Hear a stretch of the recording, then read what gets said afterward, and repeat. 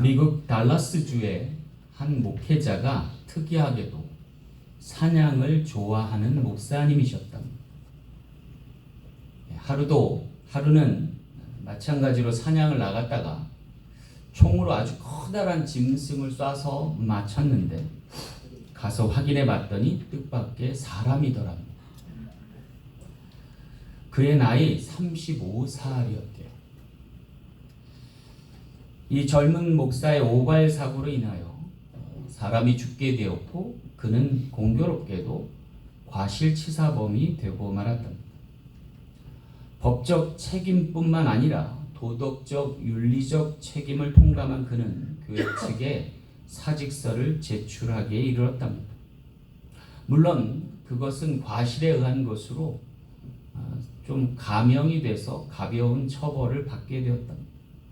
문제는 이 목사의 사직서를 받아든 교회 운영위원회에서 발생했답니다. 왜냐하면 사표 수리에 대한 찬반 논쟁이 거세졌고 결국 교회가 양분되게 될 지경에 이르렀다. 마치 사표를 수리해야 할지 말지를 논쟁하고 그렇게 하다 보니 운영위원회 간에 다툼과 싸움이 일게 된 것이었습니다. 계속해서 격론이 펼쳐지자 의장을 맡았던 한 집사님이 양측에 새로운 제안을 하나 했답니다. 그것은 일단 사표를 수리하고 다시 그를 청빙하자는 의견이었습니다. 그래서 많은 사람들이 그 이유를 물었습니다. 그랬더니 말하기를 실수로라도 사람을 죽인 이 젊은 목사를 과연 어느 교회가 받아주겠습니까? 어쩌면 우리라도 이 목사님을 용납하고 다시 청빙하는 게 옳지 않겠습니까? 라는 의견을 제시했더랍니다. 그리고 그 위원회 결론이 그렇게 하기로 결정했다는 거예요. 그래서 이 일을 계기로 젊은 목사님은 다시 청빙을 받게 되었고 철저히 회개한 끝에 이 목사님의 목회 철학의 방침은 용서의 방점이 찍히게 되었다는 것. 그리고 그로부터 십자가의 사랑과 용서에 관한 설교를 할라치면 그날 교회는 그냥 울음바다가 되더라는 것. 이 목사님이 대체 누굴까? 훗날 미국 침례교 총회장까지 오르며 수십 권의 책을 집필한 크리스웰 목사님이랍니다. 어쩌면 오늘 우리도 우리에게 가장 힘든 선택이 있다면 그것은 누군가를 용납하고 용서하는 일이 아닐까 싶습니다. 이윤직슨 삶을 살아가며 방황을 종식하여 마침내 내적 치유를 이루지 못하면 할 수 없는 일이 용서라는 것이기 때문입니다. 그런데 오늘 본문에서 주님께서는 누가 네게 회개하거든 용서하라라는 말씀을 반복적으로 해주고 계십니다.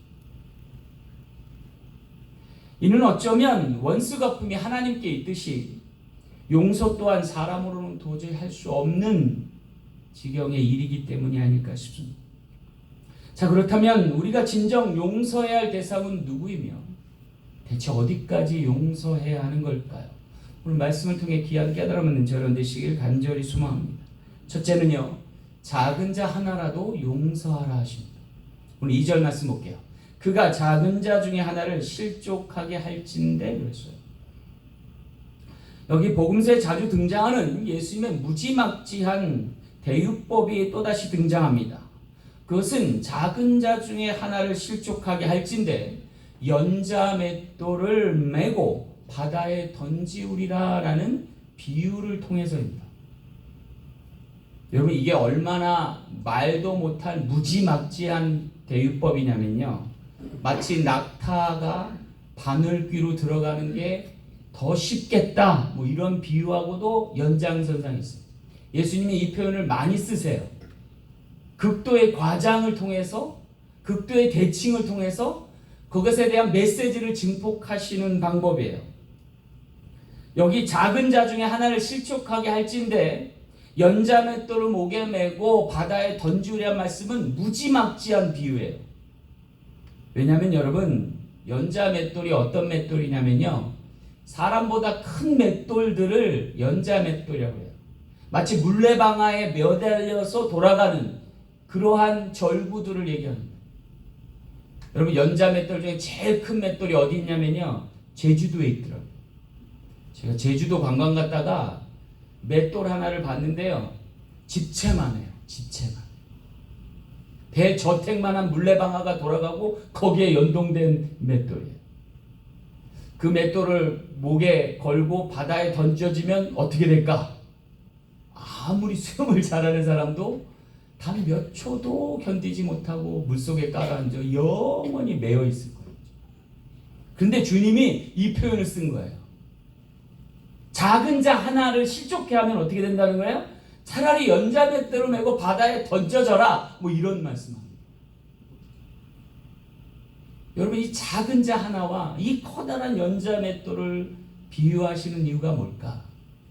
그것은 실족해 하지 말라는 뜻이에요. 이 실족이라고 하는 단어를 원어로 보니까 스칸다로라고 하는 단어를 쓰는데요, 이게 뭐냐면요, 짐승을 잡을 때 미끼를 써서 잡는 걸 얘기합니다. 다시 말하면 어떤 사람을 실족해 하려고 고의로 죄를 짓는 거예요. 그게 실족이다. 한마디로 말해 상황을 변질하고 왜곡하고 조작해서 어떤 사람에게 죄를 씌우는 것, 그게 실족이라는 단어예요. 그렇게 하면 어떻게 된다는 거예요? 바다에 연자맷돌을 메고 던져지게 된다. 저주에 가까운 표현을 쓰신 거예요. 근데 여러분, 여기 자준자 중에 하나를 실족해 하는 게 뭘 의미할까요? 가끔 가다가요, 전화기에 삑삑 울릴 때 있죠. 경고예요. 알람이에요. 도대체 뭔 일일까 하고 딱 보면요, 큰일이 아닌 듯해요. 뭐냐면 어떤 아이가 유괴당했습니다, 신고 바랍니다, 뭐 이런 거예요. 근데 가만 보니까 특징이 어린아이의 유괴나 실종에 관한 거 아니면 이게 잘 안 울려요. 저는 처음에는 뭐 산불이 크게 났다든지 지진이 났다든지 아니면 홍수로 댐이 무너졌다든지 뭐 이런 건 줄 알았어요. 아니면 저쪽 러시아나 중국에서 미사일을 날렸다든지 이런 게 아니더라고요. 그냥 한 아이가 실종됐으니까 부모된 마음으로 신고해달라는 거. 그게 알람이에요. 왜 작은 자 중에 하나의 실족이 이같이 문제가 될까? 그것은 그 자식이 내 자식일 수 있다라는 전제예요. 그러면 여러분, 가슴이 불길같이 뜨거워지지 않겠냐? 안타까워서 소스라치게 놀라지 않게. 그처럼 이 작은 자 하나를 실족해 하는 게 중대한 범죄라는 거예요. 빗나가는 화살 정도가 아니라 가중처벌을 받아 마땅한 죄에 해당된다. 그래서 여기 연자맷돌을 메고 차라리 바다에 던지우리라 라는 표현을 쓰는 거예요. 근데 여러분, 마태복음 18장 3절 말씀을 보면 주님이 이런 말씀하세요. 너희가 돌이켜 어린아이와 같이 되지 아니하면 결단코 천국에 들어가지 못하리라 말씀하셨어요. 왜 우리가 어린아이처럼 돼야 하는 줄 아세요? 왜 이런 말씀의 표현을 쓰신 줄 아세요? 여러분, 어린아이들은요, 고의로 실족하게 하지 않아요. 잦은 실수가 많고 잘못이 연발되어도요, 고의로 누군가를 음해하여 실족해 하진 않는다는 거예요. 이건 누가 하는 거예요? 어른들이 하는 거예요. 그래서 우리가 거듭나야 된다. 어린아이야. 그저 있는 그대로 받아들이는 거. 그리고 상대가 잘못했다 하면 언제든 허가할 수 있는 거. 언제 그랬냐는 듯이 또 깔깔대고 웃는 거. 그렇게 될 때 그게 용서라. 그렇게 용납하지 않으면 하나님이 우리를 용납하시지 않아서 연자맷돌을 메고 저 지옥에서 바다에 던져지는 일이 끊임없이 반복되도록 하실지 모른다. 근데 여러분, 그거 아세요? 죽다 살아난 요나가 회개하고 나서 그렇게 싫어하던 니느웨 사람한테 복음 전한 거 아세요? 바다에 던져진 요나가 물고기 뱃속에 들어가서 그 암흑과도 같은 음부에 자리할 때 깨달아요. 아, 이게 아니구나. 이래갖고는 답이 안 나와. 그때 요나가 자기를 아이로 표현합니다. 아이. 하나님, 내가 아이입니다. 내가 뭘 몰랐어. 한 번만 기회를 더 주시면 내가 주님 말씀대로 복음 전해. 그랬더니 물고기가 토해내잖아요. 그리고 니느웨로 가는 길에 여정에서 복음 전하니까. 그 고관대저 왕으로부터 모든 니느웨 사람들, 당시에 패권국이에요. 거기 있는 사람들이 다 부복하고 회개하고 잘못했다. 용서를 구하죠. 사랑하는 성도 여러분, 요나서 4장 11절 말씀에 보면 이렇게 기록돼요. 하물며 이 큰 성읍 니느웨에는 좌우를 분별하지 못한 자가 12만여 명이요 가축도 많이 있나니 내가 어찌 아끼지 아니하겠느냐. 작은 자 하나까지도, 아니 그에 준하는 가축까지도 아끼시는 하나님을 소개하고 있다는 거예요. 지극히 작은 자 가축까지도 아끼지 아니하시는 하나님께서 오늘 우리의 영혼을 살피시고 우리를 용서하여 구원하심을 믿고 예수 그리스도의 사랑을 증거할 수 있는 우리 모든 지체 되시길 간절히 소망합니다. 두 번째는요, 죄인된 형제라도 용서하라 하십니다. 오늘 3절 말씀 한번 볼게요. 네 형제가 죄를 범하거든 경고하고 회개하거든 용서하라 하십니다. 여기 미워할 수도 없고 미워해서도 안 될 대상을 하나 소개해요. 그건 바로 피를 하는 형제 혹은 자매라는 거예요. 문제는요, 그가 죄를 범하였다는 거예요. 형제인데 자매인데 죄를 명백하게 지었다는 거예요. 그런데 주님은 뭐라 그래요? 경고하고 회개하거든 용서하라는 거예요. 물론 여기 엄연히 회개라는 것이 전제되어 있어요. 회개하지 않고 잘못됐다 하지 않는데 용서하라는 말씀은 아니에요. 잘못이 인정되고 죄인임을 알게 되면 경고하라는 거예요. 그리고 회개하거든 반대로 용서하라. 여러분, 왜 이 같은 말씀을 하고 계신가요? 아마도 이유는 죄는 미워하되 사람은 미워하지 말라는 것과 같은 선상일 것 같아요. 어쩌면 우리가 정말 두려워하고 경계해야 될 대상은 죄인된 형제가 아니라 형제를 죄인되게 한 사단일지 몰라서요. 오히려 하나님은 우리로 죄인된 형제, 원수된 자매마저도 사랑할 것을 권고하시는 거예요. 그래서 회개하거든 용서하라는 거예요. 그리고 친히 하나님께서 그것을 나타내신 적이 있어요. 언제예요? 가인과 아벨의 경우. 하나님은 살인이라는 극단적 선택으로 실족에 이른 가인마저도 용서하십니다. 그리고 그가 죄에 이르지 않기 위해서 개입하시고 간섭하심이 성경에 나타나요. 창세기 4장 6절에 보면 여호와께서 가인에게 이르시되 네가 분하여 함은 어찌 됨이며 안색이 변함은 어찌 됨이며. 하나님이 먼저 하신다. 그리고 7절 말씀에 네가 선을 행하면 어찌 낯을 들지 못하겠느냐. 선을 행하지 아니하면 죄가 문에 엎드러지느니라. 죄가 너를 원하나 너는 죄를 다스릴지니라. 하나님 되게 바쁘신 분이에요. 그죠? 죄를 짓지도 않았는데 지을 여지가 있는 형제에게 찾아가서 그를 계속 막아서는 거예요. 죄를 안 짓도록, 선을 넘지 않도록 종용하시는 거예요. 뿐만 아니에요. 그가 선을 넘어요. 그래서 우발적으로 살인을 해요. 돌로 형제를 쳐 죽여요. 근데 주님은 어떻게 해요? 그를 통해서 일어날지 모를 또 다른 연쇄적인 살인을 막기 위해서, 그 악순환의 고리를 끊기 위해서 오히려 그에게 표식을 주어서 유리하는 자가 돼요. 차라리 도망치라는 거예요. 떠나가라는 거예요. 그리고 여기에 다시는 얼씬거리지 말라는 거예요. 그리고 표식을 하나 주고 절을 해야 하는 자는 하나님이 벌을 더하겠다는 거예요. 왜 이렇게 하실까요? 또다시는 있어서는 안 될 불상사가 반복되어 일어나지 않도록 하시고자 합니다. 그것은 어쩌면 예수님께서 오늘 우리의 삶의 구주가 되어 주시듯 죽은 아벨의 피를 기억하시기 때문이에요. 아벨의 죽음이 헛되지 않게 하기 위해서 오히려 그에게 표식을 주고 자비를 베푸셔서 유리하는 선에서 마감케 하시니까. 아벨의 희생적 제사 제물됨이 그로 하여금 죽은 자가 산 자의 구원될 수 있도록 열어주십니다.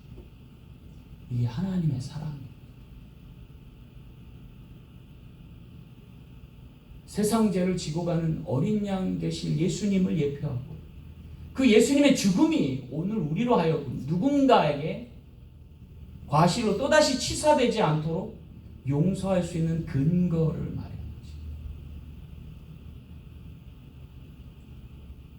여러분, 그러고 보면요, 대부분 원수 맺는 사람이 누구예요? 놀랍게도 나랑 가장 가까운 사람들이었어요. 여러분 한번 떠올려 보세요. 여러분에게 원수가 있습니까? 아니, 원수 같은 사람이 있습니까?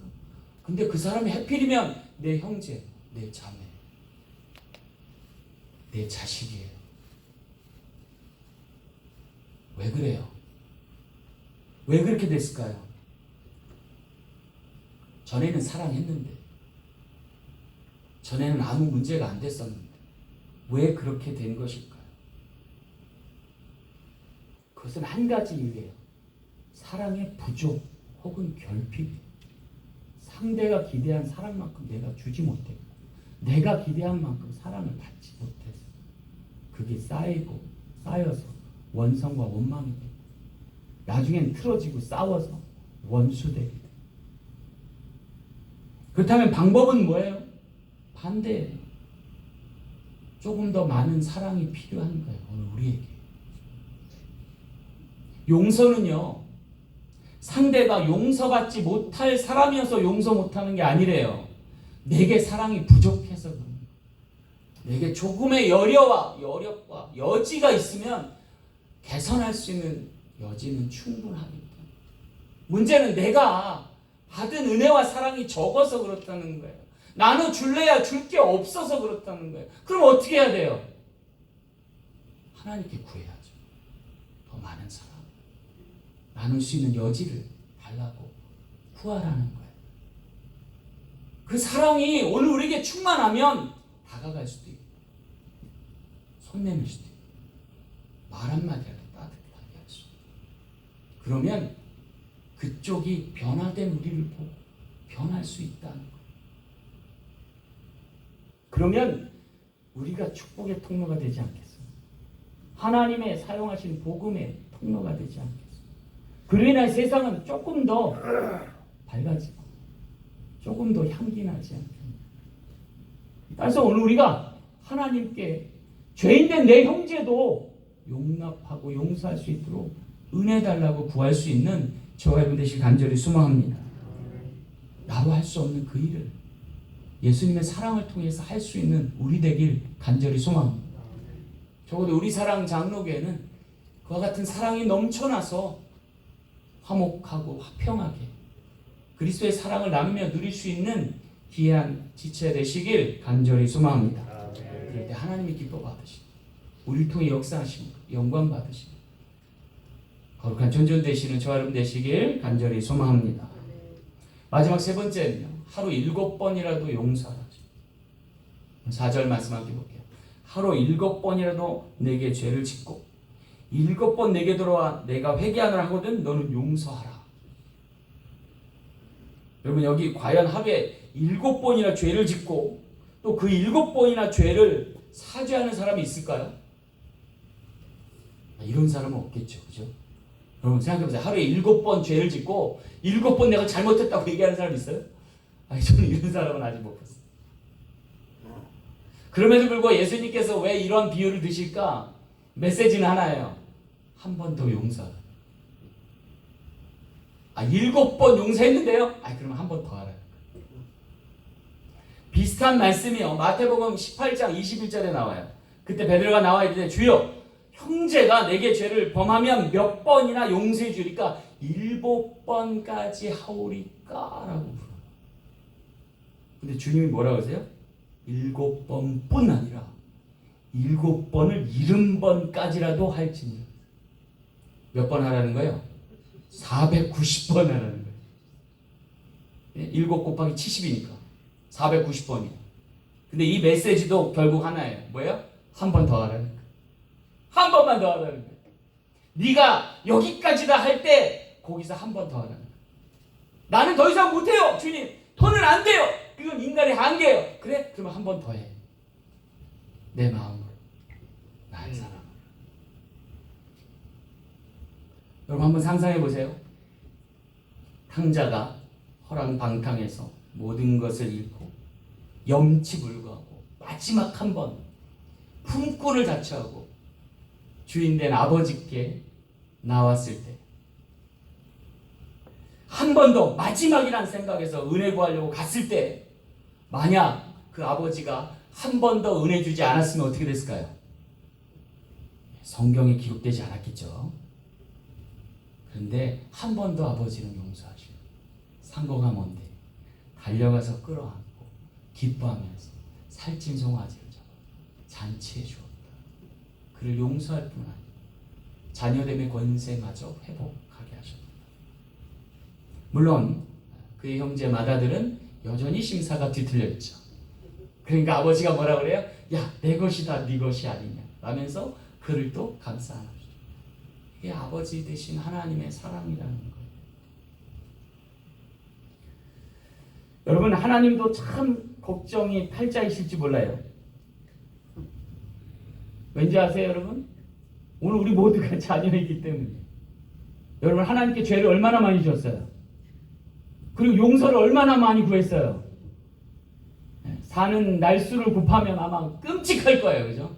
그런데 주님은, 하나님은 오늘도 한 번 더 용서하시잖아요. 할렐루야. 그 사랑으로 우리가 버티는 거죠. 한 번 더 용서하실 그분이 안 해버리시면 우리가 어떻게 돼요? 지옥 가는 거예요. 그래서 참을 인이 셋이면 살인도 막는다고 하잖아요. 참고 또 참고 길이 참으시는 하나님을 기억하셔서 제발 용서하실 수 있는 저런 되시길 간절히 소망합니다. 마태복음 18장에 보면 1만 달란트 빚진 자의 비유가 나옵니다. 그리고 그 1만 달란트 빚진 자가 100데나리온 빚진 자를 용서하지 못해서 탕감받았던 그 1만 달란트를 다시 배상하게 되는 그런 비유가 나와요. 제가 여기서 상정을 해봤어요. 1만 달란트 빚진 사람이 임금님께 나아가서 한 번 더 은혜 구하지 않았으면 어떻게 됐을까? 아마 탕감받지 못했을 거예요. 반면에 100데나리온 빚진 자에게 한 번 더 자비를 베풀었으면 어떻게 됐을까? 그랬으면 1만 달란트를 다시 빚지지는 않았을 수 있어요. 오늘 우리에게 하루에 7번 죄를 짓고 그 죄를 용서해서 한 번 더 용서할 수 있다면 거기에 하나님의 은혜가 역사할 줄 믿습니다. 아니 70번씩 7번이야. 아니 거기에 준하는 한 번 더라도 우리가 용서할 수 있으면 하나님 나라 영원한 영생의 삶에 초대받고 함께할 수 있는 거룩한 지체 될 줄로 믿습니다. 다시는 우리가 자신을 용서할 수 없어서 상대를 원수 삼는 어리석음은 범하지 않기를 소망합니다. 그렇게 되지 않기 위해서 오늘 우리에게 필요한 건 내 이웃을 내 몸처럼 자기처럼 사랑하는 일일 것입니다. 내가 용서받기 위해서라도 용서할 수 있는 지혜로운 사람 되시길 간절히 소망합니다. 그를 위해서 예수님께서는 먼 데서부터 여기까지 오셨고 선한 사마리아인이라는 누명을 쓰면서까지도 우리를 사랑하셨는지 모릅니다. 그 사랑으로 승리할 수 있는 인생 되시길 간절히 소망합니다. 오늘 우리 사랑 장로교 최초로 여선교회가 여름 수양회를 떠납니다. 할렐루야. 가서 기도 많이 하고 오시길 간절히 소망합니다. 그래서 누구든 다 용서할 수 있는 하나 되어 돌아올 수 있는 우리 사랑 장로교회 여선교회 되시길 간절히 축원합니다. 말씀을 맺겠습니다.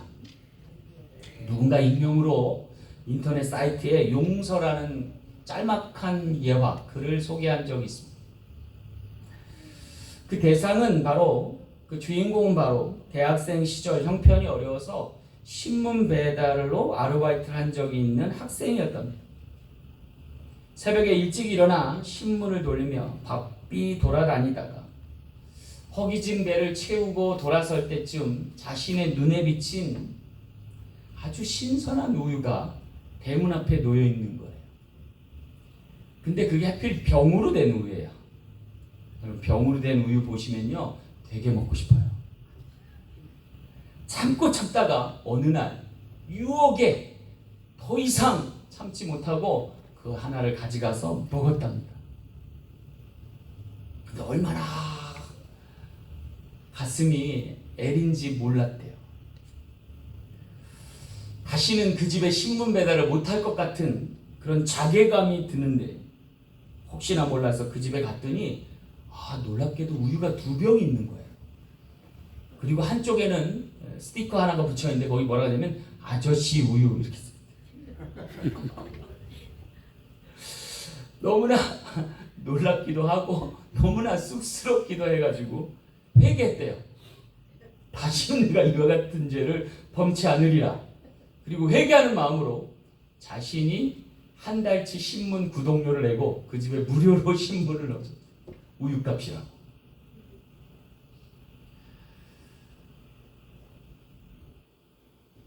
베르나르 베르베르의 저서 중에 잠이라는 책이 있는데 거기에 보면 의미심장한 문장이 하나 있대요. 뭐냐면 약한 사람은 복수하고 강한 사람은 무시하지만 더 강한 사람은 용서한다. 다시 말씀드릴게요. 약한 사람은 복수하고 강한 사람은 무시하지만 더 강한 사람은 용서한다. 만약 우유를 도둑맞은 이 소녀가 복수했다면 민망한 일이 벌어졌을 것이고 무시했다면 또 다른 우유가 없어졌을 겁니다. 그런데 적극적으로 용서했더니 불상사는 일어나지 않았고 더는 우유가 없어지지 않았고 오히려 신문을 공짜로 보게 되었다. 오늘 우리도 그와 같이 해야 되지 않을까요? 그렇게 삶을 이기며 극복해서 하나님께 영광이 되는 우리 모든 지체 되시길 간절히 소망합니다. 기도하겠습니다. 참 좋으신 아버지 하나님 감사합니다. 용서할 수 있는 마음 주시고 용납할 수 있는 형제와 자매 허락하셔서 내 이웃을 내 몸처럼 자기처럼 사랑할 수 있는 그리스도인 되게 하여 주시옵소서. 함께 해주심을 믿고 의지하며 실천할 때 하나님의 역사가 나타나게 하시고 하나님 홀로 영광 거두시길 소망합니다. 거룩하신 예수님 이름으로 간절히 축복하며 기도하옵나이다. 아멘.